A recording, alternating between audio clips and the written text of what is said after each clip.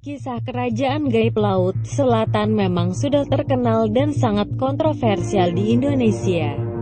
Beberapa kecelakaan laut akibat keganasan ombak pantai selatan kerap dikaitkan dengan mitos keberadaan kerajaan gaib ini. Cerita mengenai asal-usul dan penguasa kerajaan tersebut memiliki beberapa versi berbeda-beda. Salah satu kisah yang paling terkenal adalah versi penguasa kerajaan gaib pantai selatan, Ratu Nilakendra. Ratu Nilakendra adalah permaisuri dari Prabu Siliwangi, Sri Baduga Maharaja, penguasa kerajaan Pajajaran, kerajaan Sunda Galuh. Pada saat pemerintahan Pakuan Pajajaran runtuh karena konflik internal antar kerajaan-kerajaan Hindu serta ajaran agama Islam mulai masuk ke Nusantara, Prabu Siliwangi kemudian mendapatkan desakan keras dari pihak lain agar meninggalkan ajaran leluhurnya untuk memeluk agama Islam. Di masa-masa sulit ini, Prabu Siliwangi akhirnya memutuskan untuk melakukan tapa berata mencapai moksa, mencapai kelepasan dari ikatan duniawi dan terbebas dari putaran reinkarnasi kehidupan. Sebelum ia pergi meninggalkan kerajaannya, Sang Prabu hanya berpesan kepada keluarga dan para pengikutnya untuk bebas memilih agama menurut keyakinan mereka sendiri, tanpa harus mengikuti jejak hidupnya. Berbeda dengan pilihan jalan hidup dari Ratu Nilakendra, ia lebih memilih untuk bunuh diri dengan menceburkan diri ke tengah-tengah laut. Konon, karena sang ratu sangat sakti, dia tidak meninggal di laut, malahan melakukan ritual yang dinamakan ritual Mekso, berubah menjadi makhluk gaib dan menjadi penguasa di laut tersebut. Dipercaya pada saat menceburkan diri, Ratu Nilakendra sedang hamil. Ratu Nilakendra kemudian melahirkan dua putri kembar, yaitu Nyi Nilamsari yang konon menjadi penguasa pantai selatan Jawa dengan nama lain Nyi Roro Kidul, dan Nyi Rantamsari yang menguasai pantai utara Jawa dengan nama lain Dewi Lanjar. Banyak peristiwa-peristiwa kematian tragis dan orang menghilang tanpa jejak yang terjadi di pantai Jawa ini dikaitkan dengan keberadaan kerajaan gaib Laut Selatan akibat orang-orang tersebut melanggar aturan yang sudah lama dihormati masyarakat asli di sekitar wilayah pantai Jawa. Masa Lembo, segitiga bermuda Indonesia. Perairan Masa Lembo berada di tengah-tengah Pulau Bawean, Kepulauan Tengah dan Kota Majene.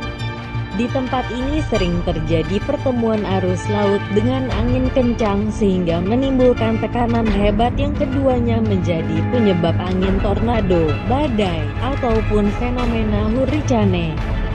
Di wilayah perairan ini terkenal angker dan sudah menyebabkan banyak jatuh korban ribuan jiwa. Setidaknya dua insiden kecelakaan tragis pertama terjadi pada tanggal 27 Januari tahun 1981, yakni peristiwa tenggelamnya kapal laut Tampomas II dan kapal laut Senopati Nusantara pada tanggal 29 Desember tahun 2006 lalu. Setelah itu menyusul tragedi kelam lainnya pada tanggal 1 Januari tahun 2007. Kecelakaan pesawat udara Adam Air 574. Kemudian hanya berselang beberapa bulan saja terjadi lagi tenggelamnya kapal KM Fajar Mas di tanggal 27 Juli tahun 2007. Anehnya berselang satu bulan lagi-lagi terjadi musibah pada KM Sumber awal tanggal 16 Agustus tahun 2007. Dan insiden yang terakhir, semoga tidak terulang lagi, terjadi pada KM Teratai Prima di tanggal 11 Januari tahun 2009, masih berada di wilayah perairan yang sama, yakni segitiga Bermuda Masa Lembol. Kerajaan Jin di Uwentira. Uwentira dipercaya oleh sebagian masyarakat sebagai kerajaan jin terbesar di Sulawesi Tengah. Berlokasi di daerah kebun kopi, di tengah hutan di mana terletak di antara kota Palu dan Parigel Mutong, Sulawesi Tengah. pada tempat yang dipercaya merupakan gerbang masuk menuju kerajaan tersebut dibangun monumen berbentuk persegi panjang berwarna kuning keemasan. Kenapa diberi warna demikian? Karena konon kerajaan Uwentira merupakan kerajaan yang indah di mana tiap bangunannya dilapisi warna kuning keemasan. Walaupun penguasa kerajaan jin ini masih belum banyak diketahui, namun Uwentira dipercaya memiliki pasukan atau bala tentara gaib dari makhluk-makhluk astral yang jika semuanya dikerahkan dapat memenuhi seluruh pantai di Indonesia yang dipimpin oleh 7 panglima. Perang tanpa tanding. Misteri Gunung Merapi, salah satu gunung paling aktif di Indonesia ini juga memiliki cerita mistis yang sudah terkenal. Dipercaya di dalam gunung tersebut terdapat kerajaan gaib yang memiliki pemimpin bernama Eyang Merapi.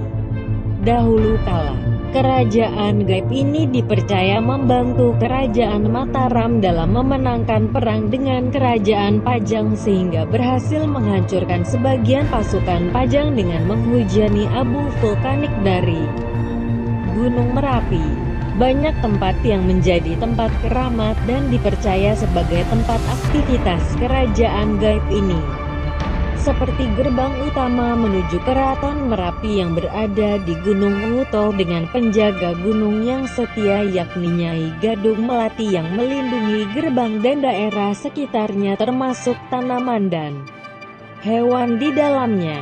Kemudian ada daerah batuan di bawah puncak Merapi yang merupakan letak pasar bubrah. Ada juga beberapa hutan angker seperti hutan tempat menggembala hewan peliharaan Keraton Merapi di hutan Pato Alap-Alap. Beberapa hewan mistis peliharaan Keraton Merapi juga dipercaya menghuni beberapa hutan seperti macan putih di hutan Gerombang, kuda di hutan Pato Alap-Alap, serta beberapa hewan mistis yang tak kalah menyeramkan lainnya. Kerajaan Gaib Paloh. Kerajaan Paloh merupakan kerajaan gaib yang dihuni oleh kaum Bunian dengan raja yang memimpin adalah Raden Sandi. Pemimpin kerajaan yang dipercaya berada di Kecamatan Paloh, Kabupaten Sambas, Kalimantan Barat ini, konon masih memiliki ikatan darah dengan raja terdahulu dari Kerajaan Sambas dan Kerajaan Brunei. Kerajaan ini terkenal sangat megah dan sering muncul secara tiba-tiba di tengah hutan, namun setelah akan didekati, kerajaan tersebut menghilang entah kemana. Masyarakat sekitar percaya bahwa kerajaan tersebut masih tetap ada namun tidak mau menampakkan diri kepada sembarang orang. Sering terjadi kejadian mistis tidak masuk akal di desa setempat yang kerap kali dikaitkan dengan keberadaan kerajaan gaib tak kasat mata ini. Kerajaan Makhluk Astral Padang 12. Kerajaan Gaib Padang 12 juga merupakan kerajaan gaib yang dihuni oleh kaum Bunian, yaitu kaum kebenaran yang dipercaya memiliki kekayaan yang sangat banyak. Kenapa disebut Padang 12? Karena banyak kejadian ganjil di Padang ini yang hanya terjadi di jarak km 12 saja. Lokasi Padang 12 ada di daerah Ketapang, antara Kecamatan Pendawangan dan Kecamatan Pesaguhan. Banyak cerita berkembang bahwa penghuni kerajaan ini adalah para makhluk astral yang baik hati dan senang membantu orang baik, namun kebalikannya suka menyerang orang yang berniat jahat. Kerajaan Gaib Pulau Mas. Kerajaan Gaib Pulau Mas berlokasi di rawa-rawa besar daerah Indramayu yang konon hanya dapat dilihat keberadaannya oleh orang-orang yang memiliki penglihatan khusus alias supranatural. Kerajaan megah ini memiliki tembok kokoh berlapis emas murni. Pemimpin kerajaan ini adalah jin sakti yang bernama Raden Werdinata dengan Mahapatinya yang terkenal adalah Mahapati Jongkara yang memiliki gelar Kalasrenggi. Dalam kisah yang beredar di masyarakat, kesaktian Werdinata yang melegenda pernah terbukti. Saat itu terjadi pembabatan hutan oleh Raden Wilaudra. Raden Werdinata yakni Raja Jin sang penguasa hutan tidak terima dan menginginkan berperang hingga 11 bulan lamanya. Namun, mereka akhirnya berdamai dengan bantuan dari raja kerajaan gaib lain bernama Kala Cungkring.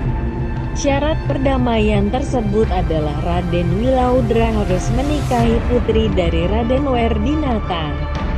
Sampai saat ini, kepercayaan mengenai keberadaan kerajaan Pulau Mas masih ada dan dipercaya masih dipimpin oleh Raja Jin Raden Werdinata.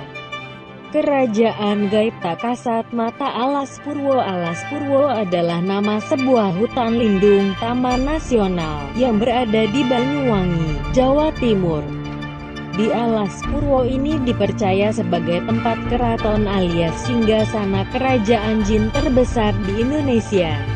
Walaupun pemandangan yang disuguhkan di hutan lindung ini sangat indah, namun memiliki kesan angker dan bikin bulu ketek kita merinding.